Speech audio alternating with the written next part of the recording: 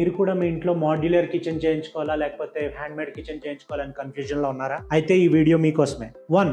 Carcass box. మనం hand made kitchen లో screws ని యూజ్ చేసి మనం కార్కస్ అనేది రెడీ చేస్తాం. అదే మనం ఫ్యాక్టరీ ఫినిష్ అయితే మనం ఫ్యాక్టరీలోనే మొత్తం రెడీ చేసుకుని మినీ ఫిక్సర్ల ద్వారా సైట్ లో ఇన్స్టాల్ చేసుకుంటాం. అడ్వాంటేజ్ ఏంటంటే మనం ఫ్యూచర్ లో ఎక్కడన్నా రీప్లేస్మెంట్ చేసుకోవాలంటే పర్టికులర్ గా ఆ బాక్స్ మట్టుకే రీప్లేస్ చేసుకోవచ్చు. అదే హ్యాండ్ మేడ్ అయితే కంప్లీట్ గా డిస్మాంటిల్ చేసి రీప్లేస్ చేసుకోవాల్సి ఉంటుంది. 2.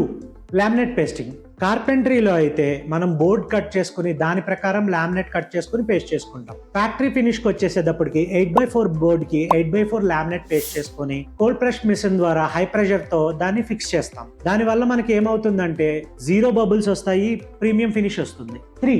Edge binding. మాన్యువల్ లో అయితే మనం గ్లూ యూస్ చేసుకుని ఎడ్జ్ బైండింగ్ ని ఫిక్స్ చేస్తాం. అదే ఫ్యాక్టరీ ఫినిష్ అయితే మనం హాట్ ఎడ్జ్ మిషన్ తో ఎడ్జ్ బైండింగ్ అనేది ఫిక్స్ చేస్తాం.